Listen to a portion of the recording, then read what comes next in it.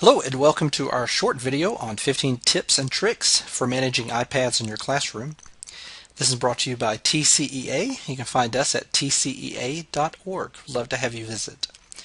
You may find yourself in a classroom now that either you have your own iPad or maybe you're in a BYOD situation where students are able to bring their own devices, or possibly your grade level has an iPad cart. Or maybe you're in a one-to-one situation where all of your students have an iPad.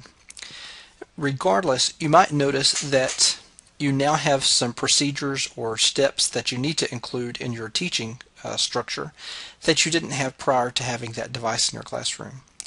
We'll try to touch on those in our 15 tips and tricks today as we go through that to help make sure that you get the most out of your time with your students using the iPad, but also that you build in some procedures, whether those are cues that you give your students, words or phrases that you say so they understand exactly what you mean or exactly how to do a task in order to achieve the desired result, so that you have very little time wasted, if any, in your classroom. All right, let's go ahead and get started. And first one we want to take a look at is muting your iPad. It may be that it's as simple as saying, okay, everybody now, I need you to mute your device or mute your iPad. Depending on how your iPad is set up, there are a couple of ways you could do that. Some students may use the side switch and just turn it down all the way. Or you might find that on the side switch that use the volume button to turn it down all the way, or they may use the side switch to mute or unmute their device. Some people don't know this, and just to make sure that you're aware of it, but you can assign the side switch to either be mute and unmute, or you can have it lock and unlock rotation. Either way you have it, you can always access the other one very easily. So let's take a look at our iPad and actually see how that's done. In my settings, when I go into my settings, if I look over on the right hand side, you'll notice where it says use side switch. You have a choice of lock rotation or mute. Notice lock rotation is the one that's selected for my iPad at this moment, so if I try to use the side switch and I want to mute it, it's not going to work. But I can easily access a quick mute feature just by double tapping my home button, swiping from left to right, and then I have my mute over here on the far left. If I had my side switch set up to mute and unmute, which we'll do real quickly just so you can see, that's going to make it very quick to mute my iPad, but I may find times that I want to lock in my rotation, in which case I can just double tap my home button, swipe left to right, and there in the far left is the opposite of what I have selected for my side switch. In this case, it happens to be lock and unlock rotation. So an easy way to show your students to mute, whether they want to use the volume switch going all the way down, or set the side switch to mute, or access it via the easy access menu here in the very bottom of your iPad, swiping from left to right. All right, that is our first feature, first tip or trick. Second one you might come in contact with, and this sometimes can even be a problem when working with adults and training teachers.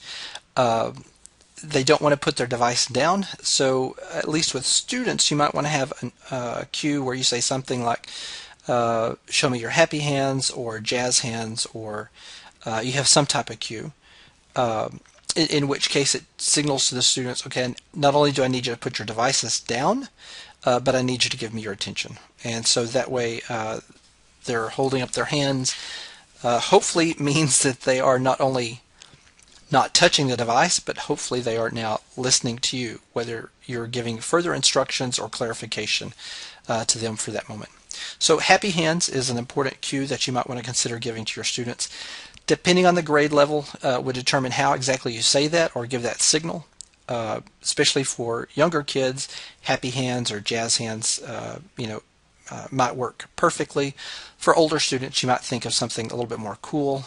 Um, it may be something as simple and direct as, okay, take your hands off your devices, put your hands on your desk or something like that. Don't want to make it sound like they're under arrest or anything, but there are times where you want them to give you their attention, and it means that they have to actually disengage from the technology. Turn over. This is one that sometimes, even though you have your students, they may put their device down, they can still be looking at it, especially if they're using their iPad in a group setting and they're using it to analyze information or to problem solve using some information, either an app or the website that they're accessing. There may be times that you want them to turn their iPad over face down so they can't see the content. And you just want to go over with them, when they turn over their iPad, they just want to make sure that they don't scratch the screen or put it on any objects that might be on their desk. If you have a case on your iPads, which most classrooms do, most schools purchase some type of case for the iPad to go in, then you probably don't have to worry about anything touching the screen when you put it face down.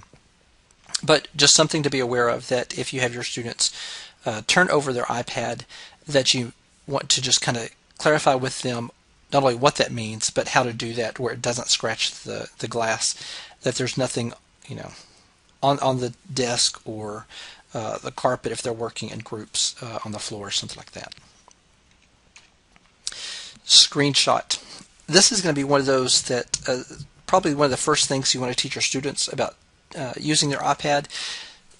It's great for documenting student work, and there are going to be times where you're having a student or groups of students working on an iPad.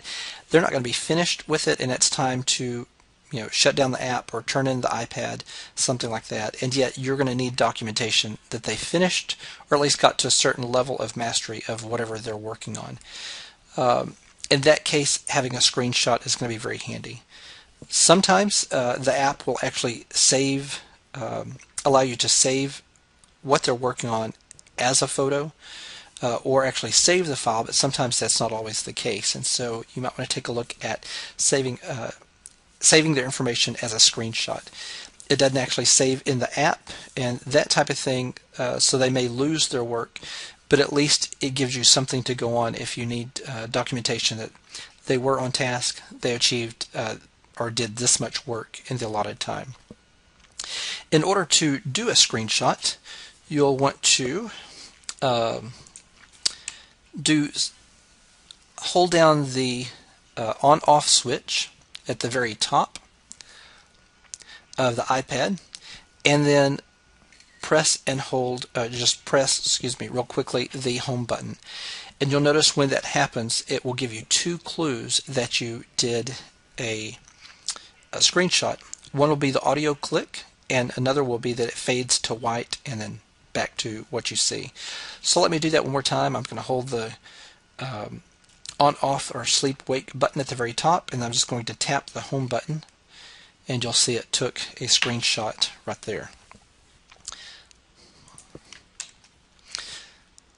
Screenshots are important, but at the same time you also want to take into consideration if your iPad is a shared device and it is leaving the classroom, you need to be aware that other people may be able to view student work that is on the device. So ideally you would have students delete work when it's time to leave class from the iPad. Hopefully they have some way of archiving that work, whether it's up in the cloud or sending it as an email attachment to themselves or to you. But just something to think of, that if they are taking screenshots of their work and that is going home with another student, that means that there are potentially other adults that can look at that student work and they don't have an educational need to see that student work. So just keep that in mind as you're working with student data.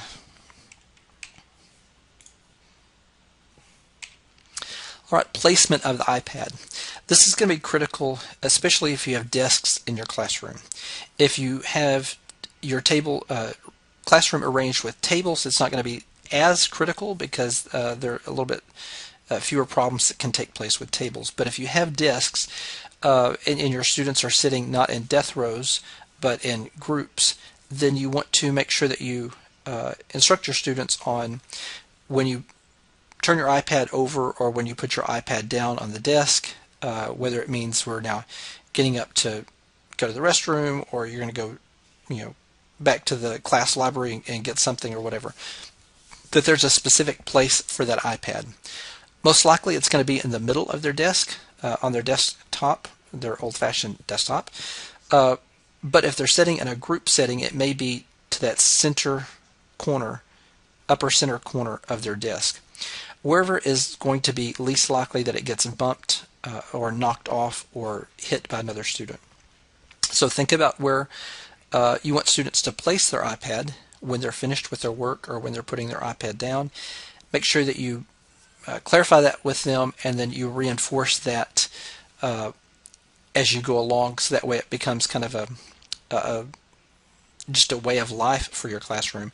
When they put their iPads down, this is what it means, this is where we do it, so it's less likely that it's going to fall off or get bumped off by another student.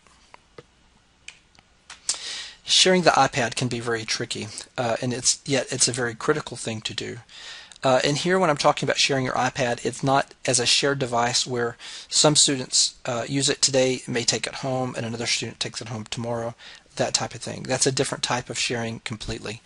But this is actually sharing the device, using it with at least one other student at the given time. And while the picture here is of younger students, this goes for high school students as well. And that is making sure that your students understand when they're sharing the iPad that ideally it's between the two students or in a central location in the group, so that way everybody has an equal chance of seeing what's going on and hearing the content that's being shared. Sometimes what you'll notice will happen if you're not careful or if you don't explain this is that students, whoever's using it, it becomes kind of in front of them and they monopolize screen time, and the other students are left to kind of look on or look over the shoulder, and yet that just leads to more likely they're going to be disengaged from what's taking place. So share with your students exactly what sharing the iPad means in proximity of where the iPad is with each person in the group. Yeah, there may be times where one person needs to hold it and do something and maybe pass it to another student and go around like that. But for a general rule, if 2 or 3 students are working on an iPad using an app, then it should be in the center of those students. Sound levels is another thing that you want to think about with your students. And there are some apps that they definitely need to hear in order to get the benefit of the features of that app. And so you may have to clarify at certain times that this is a 3-dot activity or this is a 6-dot activity, however loud you want your sound to go up to but not exceed. That's where they're going to be using the volume control levers over on the side of the iPad. There are some apps that you can download, if you want to monitor the sound level so it doesn't get too loud and students can kind of see that take place. You can download those on your iPad. One of those happens to be an app called Too Noisy, T-O-O Noisy, a free app that you can download. So if you have your iPad connected to a projector and you have Too Noisy running, it's going to be like a sound meter, kind of like a speed dial, and the louder it gets, the higher the dial, the hand goes, showing that it's getting too loud. So it helps students learn to monitor themselves. But also, just going back to sound level, just helping them understand that before they start an app, if it's a particular one that uses a sound and everybody's going to be doing a similar app, you may just say, check the sound level before you get started, make sure it doesn't go above 4 dots or whatever while you're working. Otherwise, I may have to ask you to turn it down. Student jobs is another thing that we think about when we're working in cooperative groups or when we have students working on various projects.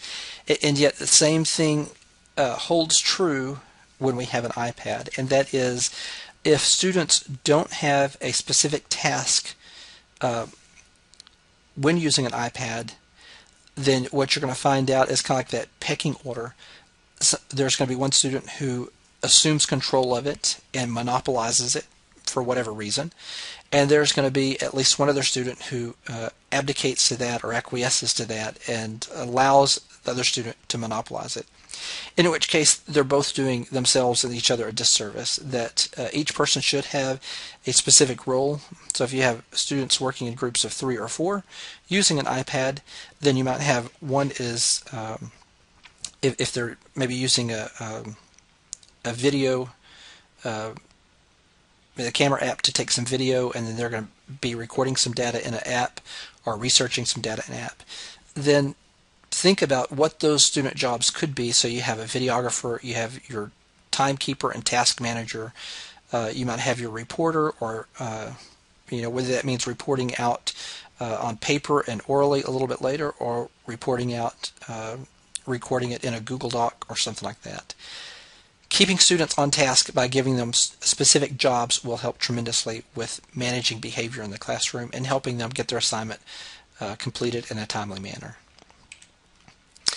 Deleting photos. This is one that's going to be, you're going to want students to do, as mentioned earlier, whether it's screenshots or they're taking photos, when they use them in apps or in projects, that's great, but once they're finished with them, they need to do something with the photo.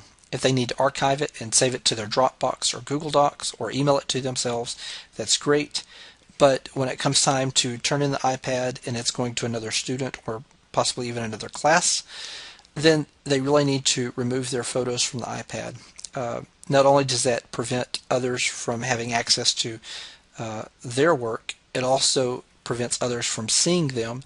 For example, if they're taking a picture of their group doing an activity, that iPad soon goes home with another student in another class or another grade level, and they're looking at photos, or a parent is picking up the iPad, just interest, curiosity, just taking a look at what's on the iPad. They're not; those photos aren't intended for that parent, since that is not the parent of the child in the photos. So just being aware of how student data plays into having a device in your classroom, such as this. Restrictions. This is one of those that some people think about, but then they say, I don't really need to follow through with this, or I don't need to think about it. I just won't worry about it. And yet it can help save you some headache and also prevent some misbehavior potentially. So let's take a look at restrictions on your iPad. I find the restrictions by going into the settings feature, and then over on the right hand side you'll see the word restrictions. When you turn on your restrictions, you'll need to set a password. So I'll just do mine as 1234. You really want to use a password that's probably not going to be easily to guess, as not 1234, not 1111 or 0000. Maybe think of like your last 4 digits or the last 4 digits of your phone number or zip code or something like that. But you do need to set up a code so that way you can put those restrictions securely behind that. Some restrictions you might consider, or reasons why you might consider restrictions, would be if you're going to be out and yet you want your substitute to do an activity with the students that's going to use the iPad. In this case, you might want to restrict that they can't use Safari, or they can't go to iTunes or bookstore, that type of thing. If you have other apps installed that you might not want them to utilize, such as on mine, I've got several browsers, so in that case I'd probably turn off all my browsers.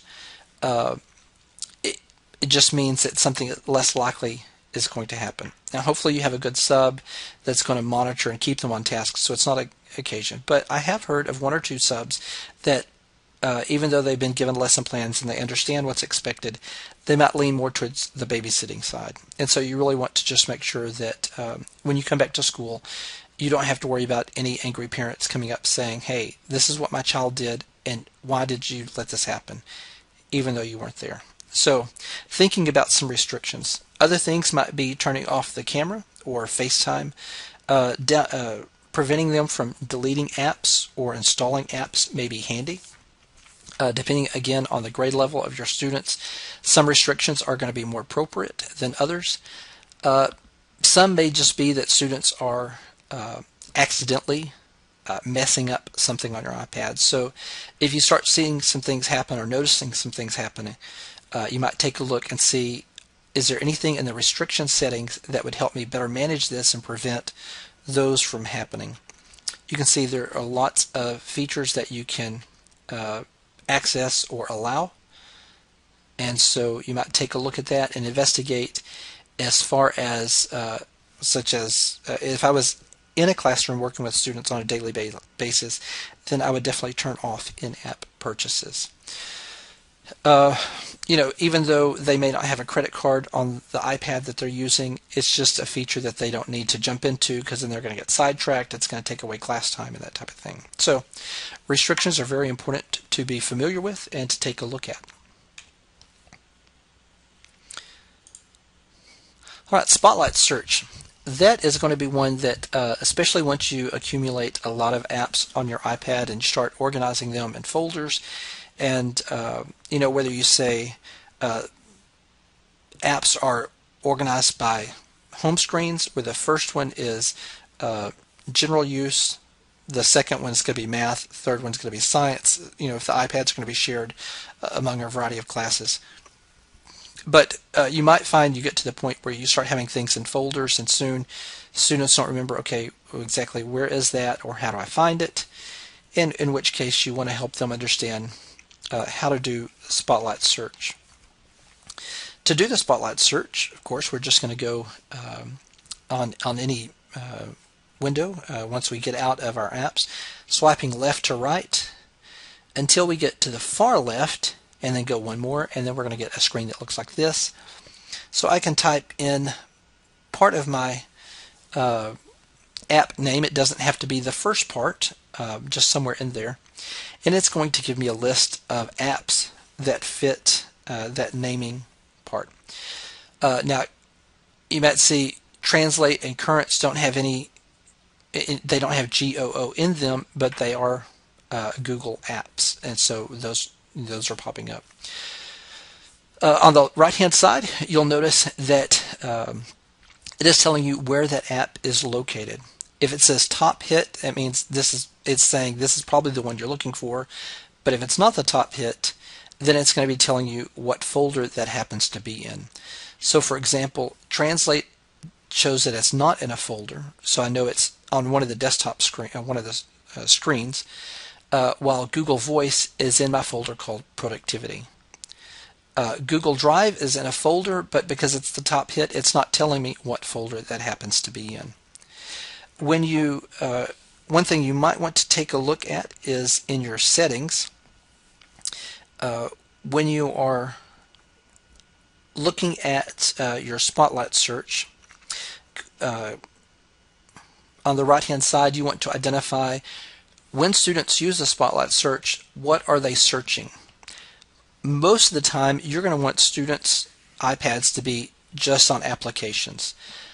On yours, you may have it so that when you do the Spotlight Search, not only is it going to search apps, but it's going to also search your music, your podcast, maybe your email that you have, or events or reminders. Probably don't want that for students, just because as things get loaded or other things happen to them, then it's going to start appearing in their search results, which may actually confuse them or just may give them a road of distraction that's going to take up time in your classroom.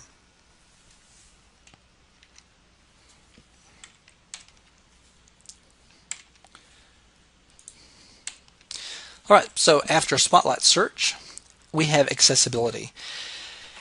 Even if you don't have students who are special needs or have an IEP that you work with or modifications that you have to consider, accessibility features of your iPad can help tremendously. To access those, again, as you can imagine, we're going to go into the settings, and let me go back to General.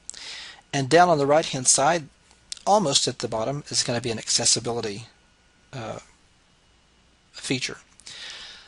Some of these you'll want to play with and take a look at. VoiceOver, or, well, not VoiceOver, Speak Selection may be one that you want to turn on, and that's going to allow that anytime students highlight text, normally that little box appears, it says copy.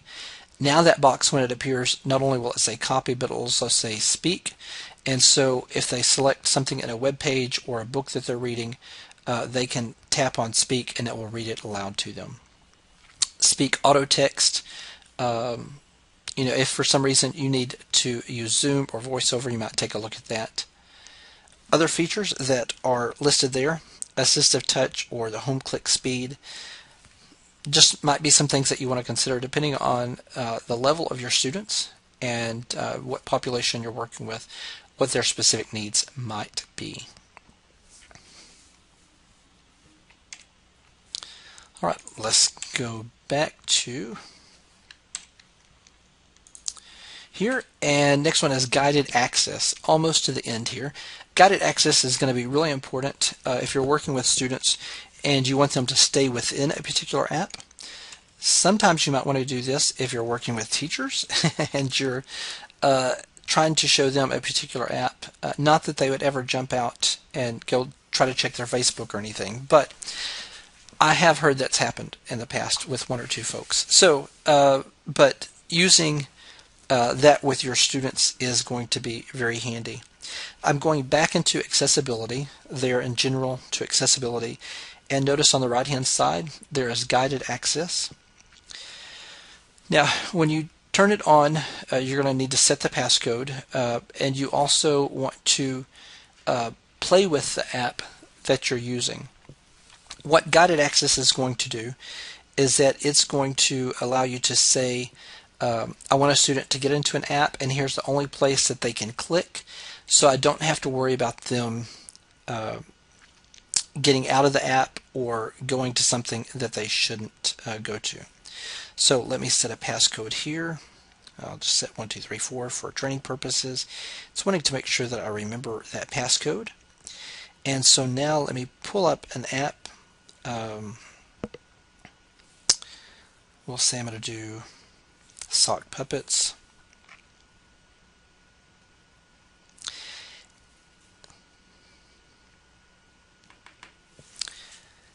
Now when I triple click my,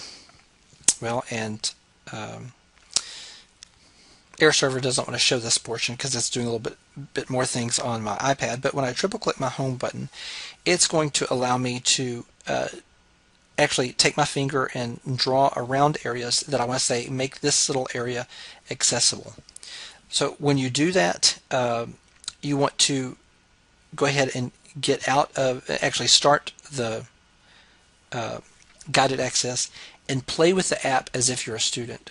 Typically what you find out is at the next level or the next screen or somewhere a little bit further down the app, there's going to be another portion you're going to have to include in that area for students to be able to touch. So you're going to have to stop that, go back into guided access into the management portion on the back end, and then redraw some of those areas to include them.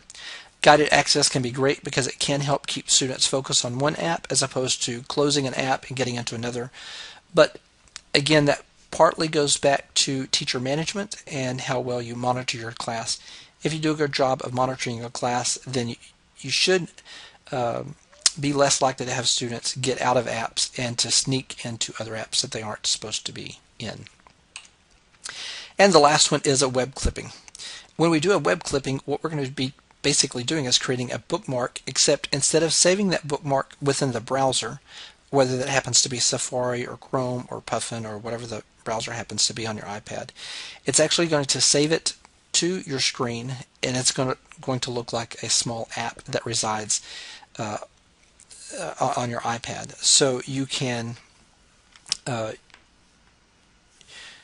use it to allow students, move that out of the way, so you can use it to allow students to quickly go to a website without having to worry about going into the browser, locating the bookmarks, finding the book correct bookmark and clicking on it, they can tap on it just like they would tap on an app to open an app. It'll take them into the browser directly to the bookmark. So, how do you create a web clipping? Well, let's do that real quickly here. So I'll just go into Chrome and we'll go to tcea.org, which is a great resource. Lots of information there. But I don't want my students to have to type this every time. So what I'm going to do is, once I get the web page loaded, I need to be in Safari. Another key there is that it doesn't work in Chrome. You need to actually be in Safari. Safari is not showing up on my top one, so let me jump over to my Spotlight search.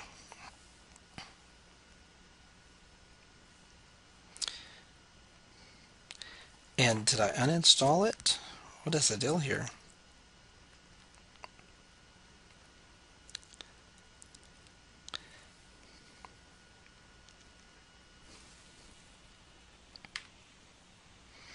Alright, there's Safari. In my restrictions, I turned off my browser, and that's why I hid. But when I go to Safari, I go to the website that I'm wanting to go to.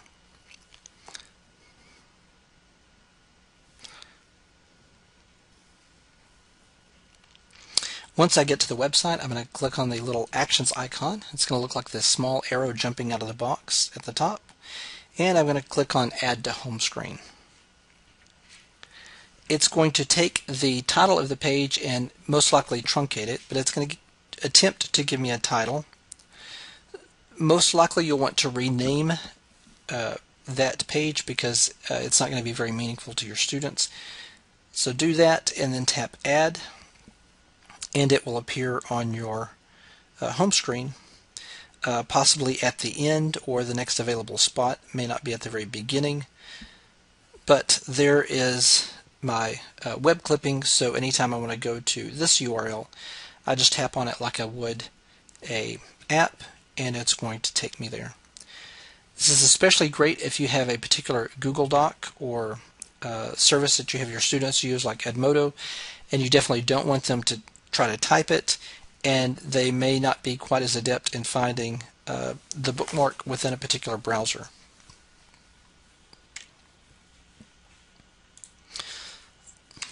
That happens to be our 15 tips and tricks, and so let me just leave you with this treat now, and that is our TCEA iPad apps list. This is a list of tons of iPad apps that we've taken a look at, we've categorized. Most are free, but you'll find that there are free and paid ones that we've looked at. We've not only put them into what category do they go in, math, science, ELA, and the such, but we've also put them into the specific subject area within that content. So if it's a math, then is it general math, subtraction, addition, or is it trigonometry or algebra or geometry, that type of thing. So let me encourage you to jump over to our iPad apps list and take a look at that. tcea.org/iPad will get you there. Thanks so much for joining me today for our 15 tips and tricks for managing iPads in your classroom. Hope you enjoyed it and found it very helpful, and would love to hear back from you. If you have any tips or tricks that you'd like to add, please let me know. Thanks so much and have a great day.